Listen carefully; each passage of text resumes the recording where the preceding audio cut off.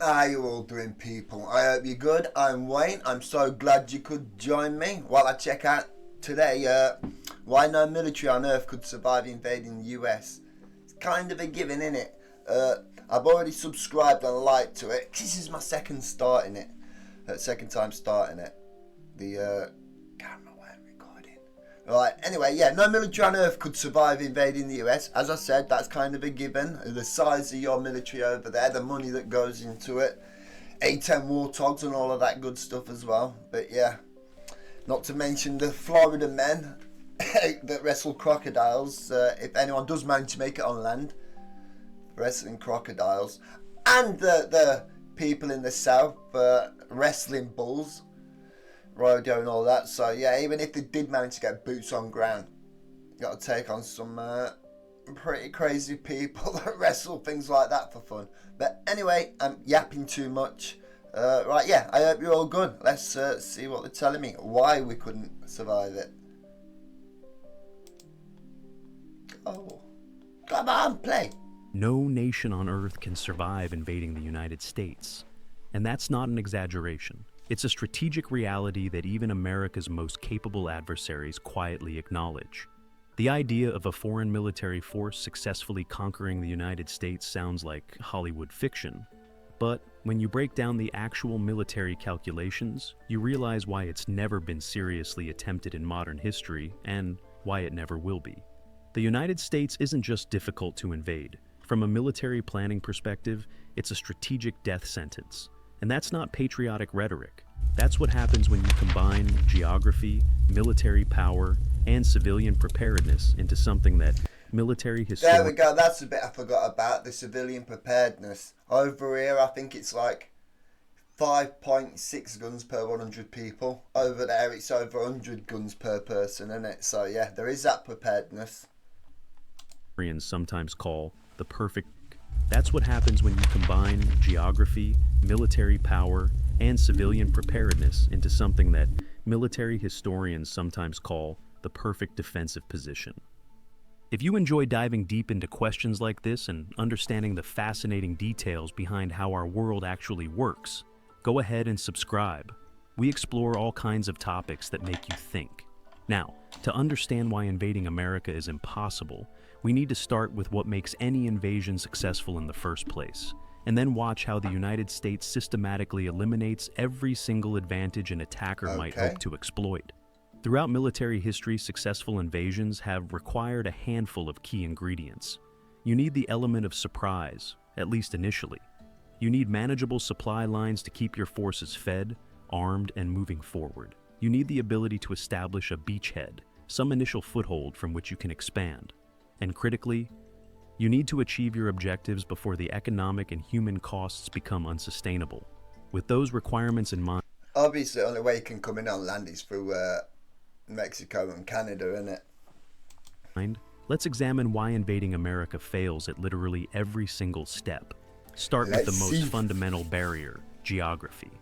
The United States sits in what military strategists sometimes call Fortress America.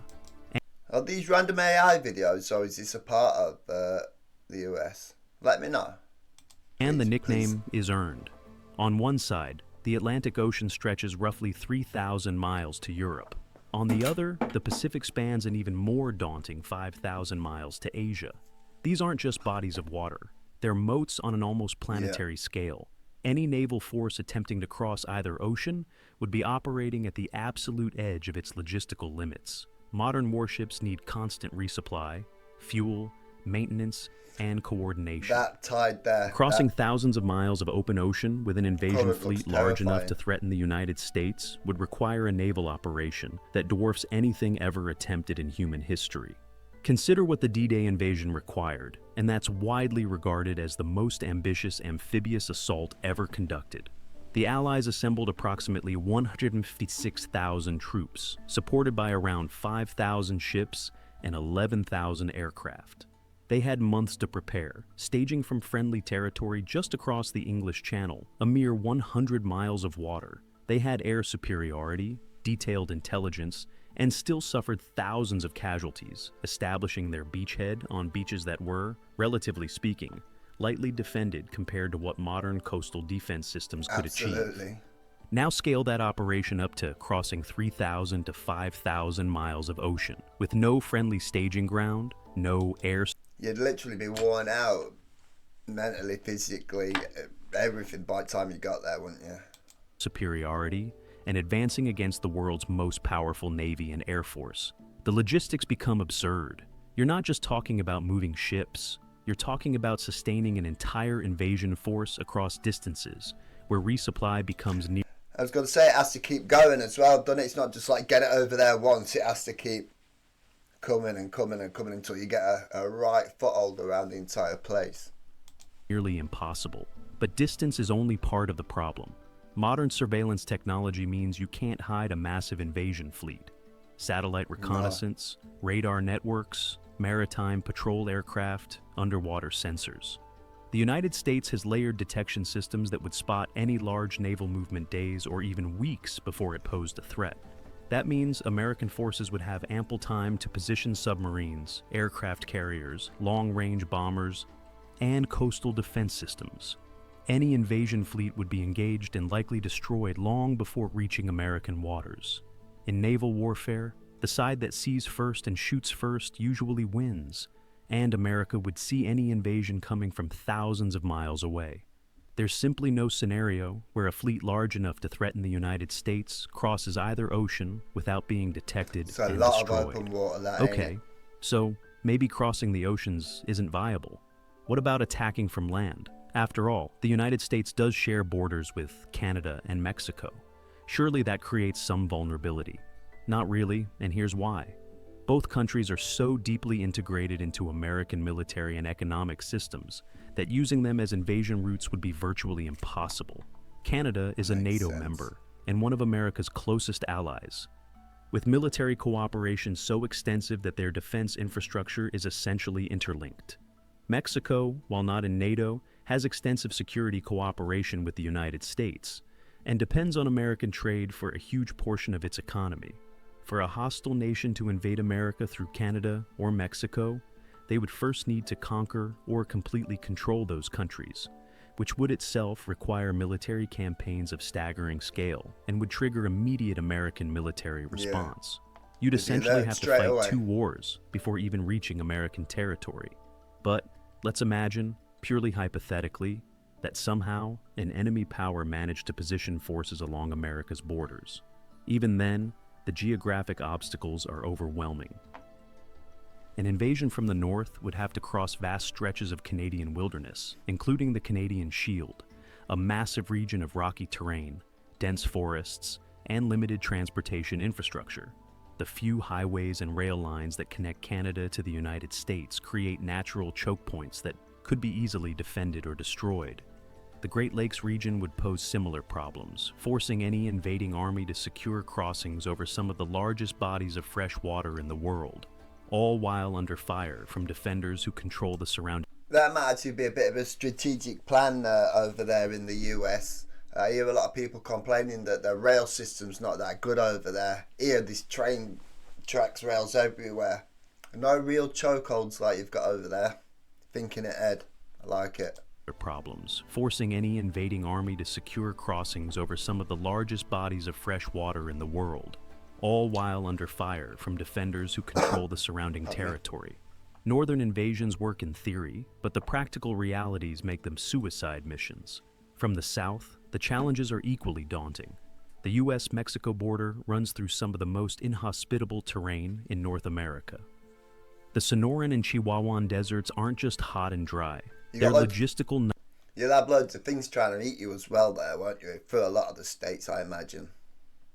Nightmares. Limited. Obviously, you've got bears. Yeah, that's what I was going to say. I do read all my comments. I might not be able to reply to them all, but I do read them all. And I read in the comments, because I was saying, I'd hate to go to these places. The national park video I watched was talking about, it looks like these bears there and all that sort of stuff. And people in the comments saying, yeah, that's why we go there, to see if we can see the bears. Jesus Christ. That shows a different style of mentality.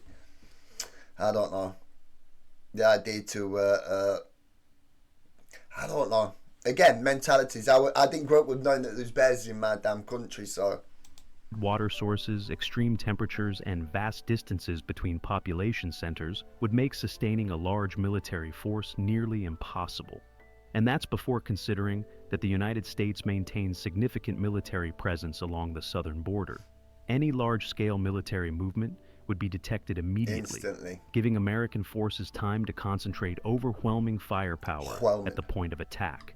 Desert warfare favors the side with superior logistics and air power, and that's America by an enormous margin. Now, let's Yes, say it against is. all odds, an invading force somehow established a foothold on American soil, landed on the coast, or pushed across a border. You got They would all the immediately angry confront what locals. amounts to a series of natural defensive lines that divide the country into distinct regions, The locals each come after one this. progressively harder to take. The Rocky Mountains run like a spine down the western part of the country, creating terrain that heavily favors defenders. Mountain warfare is notoriously difficult, requiring specialized training, equipment, and tactics. Attacking forces have to advance uphill, often through narrow passes where a small defending force can hold off a much larger army. History is full of examples where mountain ranges stopped invasions cold: the Alps, the I feel like some of these images are real, like this one, and the one before was AI. I can't tell what's AI or real anymore. Himalayas, the Caucasus. They might all be Mountains are AI. where invasions go to Might all be die, real. and the Rockies are some of the most examples where mountain ranges stopped invasions cold: the Alps, the Himalayas, the Caucasus. Mountains are where invasions go to die, and the Rockies are some of the most formidable mountains in the world. Then there's the Mississippi River system, which effectively divides the country into eastern and western halves. Military history shows us how costly river crossings are when opposed by determined defenders. During the American Civil War, battles like Fredericksburg demonstrated the horrific casualties that result from forced river crossings against prepared defenses. Now, imagine attempting such crossings against modern precision artillery, air support, No and chance. guided munitions, all directed by satellite surveillance providing real-time intelligence. The attacking force would be torn apart before establishing a bridgehead. Rivers aren't just obstacles. Against a prepared defender with modern weapons, they are kill zones. But here's where America's defensive advantages become truly unprecedented. The United States has the highest rate of civilian gun ownership in the world, with approximately 120 firearms for every 100 civilians. That's not a typo. Now, see, I've seen that on a few different things about the number of guns that you guys have compared to us. It makes sense. We don't have the same affinity. Again, it's mindsets, isn't it? You got the mindsets of better. It's not just crazy humans you got to protect yourself against. It's bears and stuff as well, isn't it? So it makes hell of a lot of sense. But as I said, what is it? I think it's 5.6 guns per 100 people here. Yeah. More people do have firearms licenses than most people actually realise here, but compared to these guys, not even close. There are more guns than people in America. To put that in perspective, Switzerland, often cited for its high gun ownership, has fewer than 28 firearms per 100 civilians. Hell of a lot more than us. What this means from a military planning perspective is that any occupying force wouldn't just be fighting the American military. They'd be facing an armed civilian population, numbering in the tens of... And I was going to say, if they didn't say it here, but obviously they was going to say it. Yeah, you got the army and all of that good stuff, don't get me wrong. But let's just say they could keep throwing people at you and they do get over. They're not going to take over anyway, because how many million are there of you? 300 million, 350 million Americans. All of you have got more than one gun. I know that's not how it works. I know some of you don't have guns and some of you have crazy loads of guns. But yeah, it's the locals. Of course it is. millions. The inhabitants. Military history provides sobering lessons about what happens when armies try to occupy territory where the civilian population is hostile and armed. The Soviet experience in Afghanistan, American struggles in Iraq and Vietnam, British difficulties in Northern Ireland. These campaigns demonstrated that even the world's most powerful militaries can be bled dry by determined resistance from local populations. Now, multiply that challenge by orders of magnitude. Instead of fighting insurgents armed primarily with rifles and improvised explosives, An occupying force in America Yes. would face civilians with access to hunting rifles capable of engaging targets at long range, Full on military shotguns rifle, devastating in close guns. quarters, All military handguns stuff. by the hundreds of millions, and in many cases, semi-automatic weapons and body armor. About 72. See, when it comes to the, I've got nothing really to say. I know it's over there for you guys. I think how ours works is perfectly good. People can have guns here if they want to. You just can't have a criminal record and not be insane. I don't know how it works fully over there. I'll have to look into how you get your gun licenses over there. I know it's a hell of a lot easier than most places because it's baked into your DNA, isn't it? It's baked into your, not Magna Carta, amendment. Your Second Amendment, isn't it? I think it's the second one. I need to learn your amendments as well. I need to watch some on your amendments. So any suggestions on that, let me know, please. Percent of American gun owners cite personal protection as their primary reason for ownership, suggesting a population that's not just armed but mentally prepared for defensive scenarios. This isn't a military force you can defeat and send home. This is the entire civilian population turned into a resistance movement. Then there's the sheer scale of the country. The United States covers approximately 3.7 million square miles, making it the third largest country in the world by land area. To put that in perspective, it's larger than Australia, more than twice the size of the European Union. I do not know why, or I'm in a different dimension, but I swear I grew up learning that, and I feel as though it ain't just me, that Australia was the biggest country. Not even close. I don't even, well, it is close because it's like the third or whatever it just said there. But no, I always thought Australia was, until, listen, I'd only just left school when I'd really learnt that. It's not as if it's a new thing that I realise it's not even close. It is Russia that's the biggest, isn't it? And roughly comparable to the entire continent of Europe. The distances involved are staggering from a military logistics standpoint. Yeah.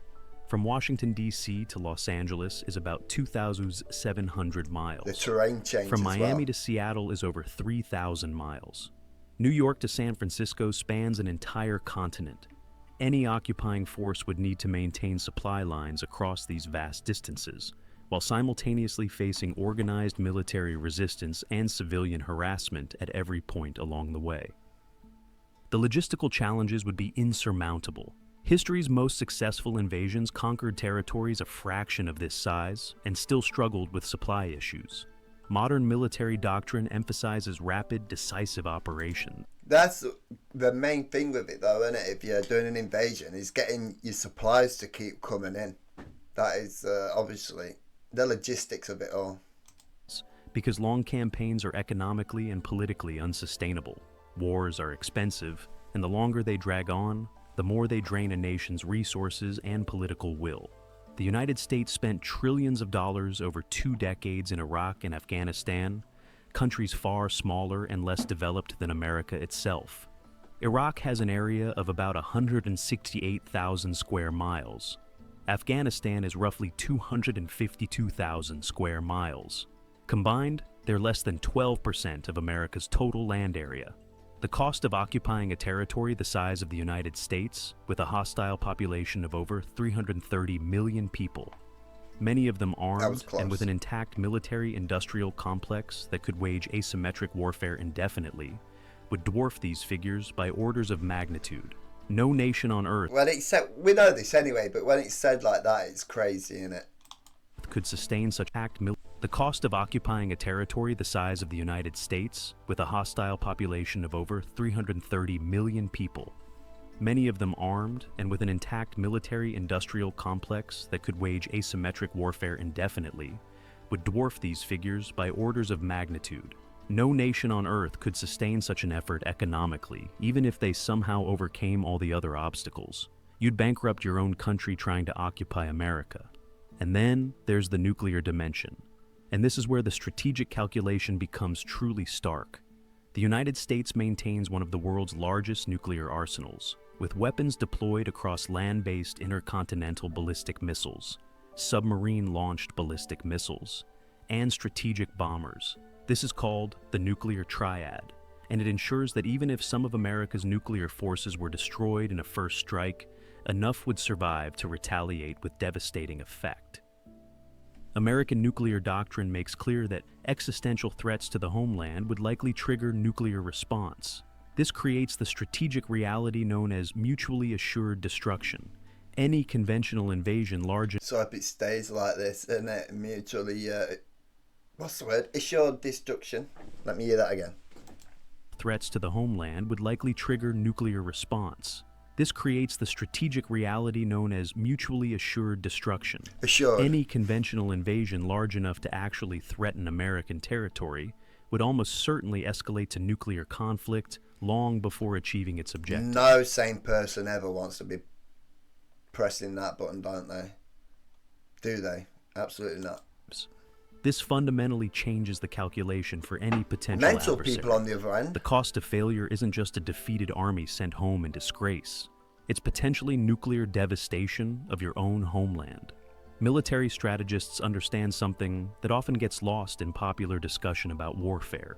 Invasions aren't just about defeating armies in battle. They're about achieving political objectives while the economic and human costs remain acceptable to your own population. Throughout history, invasions have succeeded when they were quick, decisive, and achieved results before defenders could fully mobilize their resources. The German invasion of France in 1940, for example, succeeded because German forces achieved breakthrough quickly and forced capitulation before the Allies could recover. The invasion of Iraq in 2003 succeeded militarily because American forces overwhelmed Iraqi defenses rapidly, though the occupation that followed proved far more difficult and ultimately called into question whether the invasion achieved its political objectives. Invading the United States offers none of these possibilities for quick victory. See, I can't tell if these are AI or not because he looks like a big fella on top of that tank. I don't know how big the hatches are, but he looks like a big fella. I feel like these are AI.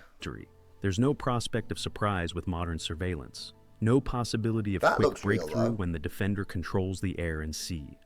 No chance of achieving objectives before the costs become unbearable when you're talking about occupying a continent-sized country.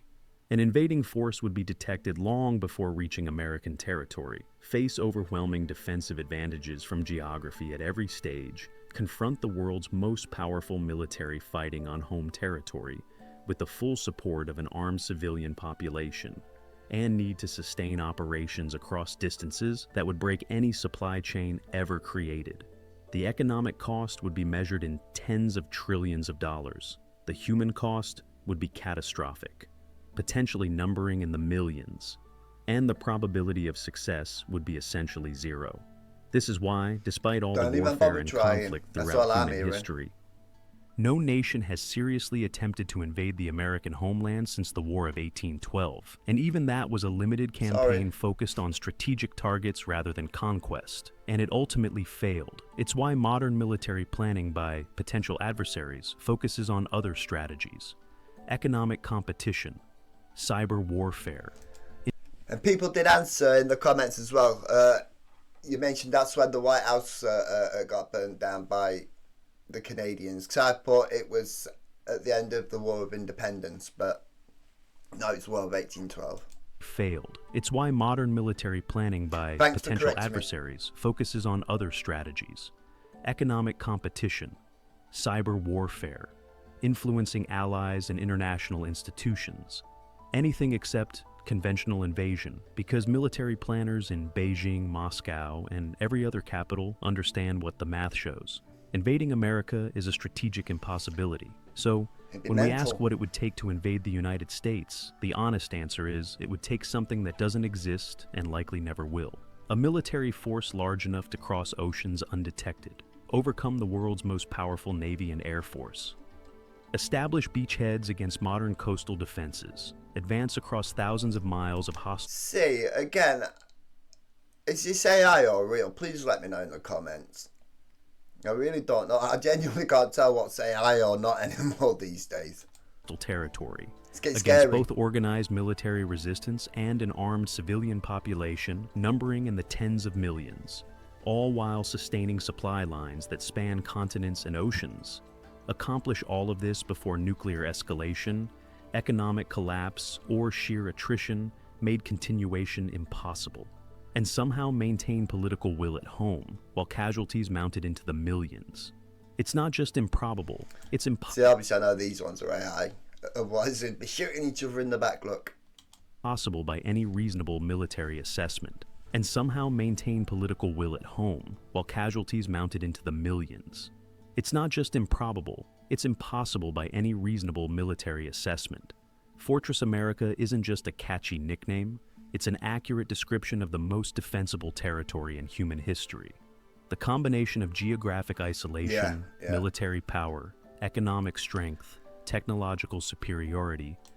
See, as I say, you've got all the army, you've got all that good stuff there. When you've run out, let's just say, running out of tools to make that sort of stuff. I imagine they'd run out of persons. If it ever went that long, then you've got all the locals and that. Let's just say, boots on the ground. You're not getting past the locals. Even the ones that are against firearms will be glad you've got them, if that ever happened. And I said if. And an armed civilian population creates a defensive position Yes, that it no does. nation can overcome. America's potential adversaries know this, which is why they focus their efforts elsewhere.